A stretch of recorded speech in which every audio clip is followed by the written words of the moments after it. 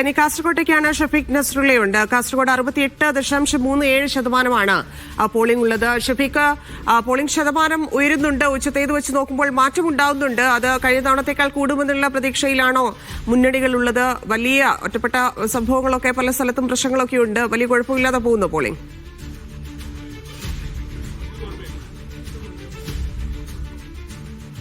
Polling ഇപ്പോഴും ശക്തമായ നിലയിൽ തുടരുകയാണ്. 70% പോളിംഗ് ആണ് ഇപ്പോൾ ഏറ്റവും ഒടുവിൽ റിപ്പോർട്ട് ചെയ്യപ്പെട്ടത്. 70%, 77% 2020 കാസർഗോഡ് ജില്ലയിലെ പോളിംഗ് ശതമാനം. അത് മറികടക്കും എന്നാണ് രാഷ്ട്രീയ നേതാക്കളുടെ ഒരു പ്രതീക്ഷ. വലിയ രൂപത്തിലുള്ള ഒരു പ്രചാരണം നടത്തിയിരുന്നു. അതുപോലെ ശക്തമായ മത്സരമാണ് ജില്ലയിൽ ആകെയും കാണുന്നത്. അതുകൊണ്ട് ആ രൂപത്തിൽ പോളിംഗ് ശതമാനം ഉയരും എന്ന പ്രതീക്ഷയിൽ തന്നെയാണ് മുന്നണികൾ ഉള്ളത്.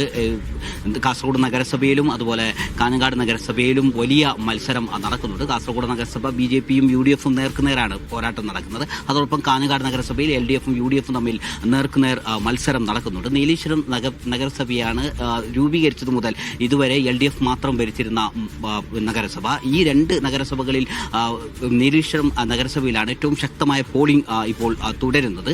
മറ്റ് രണ്ട് നഗരസഭകളിലും വലിയ മാറ്റമുണ്ടാവും എന്ന് മുന്നണികൾ പ്രതീക്ഷിക്കുന്നുണ്ട്. കാസർഗോഡ് ജില്ലയിലെ ഗ്രാമപഞ്ചായത്തുകളിൽ 38 ഗ്രാമപഞ്ചായത്തിൽ പകുതിയും LDF ആണ് ഭരിക്കുന്നത്. ഇത്തവണ അതിൽ മാറ്റമുണ്ടാവും. കൂടുതൽ പഞ്ചായത്തുകളിൽ അധികാരം നേടാനാവും എന്ന് LDF കരുതുമ്പോൾ മാറ്റമുണ്ടാവും എന്നൊരു ആത്മവിശ്വാസത്തിൽ തന്നെയാണ് UDF കേന്ദ്രങ്ങളുള്ളത്.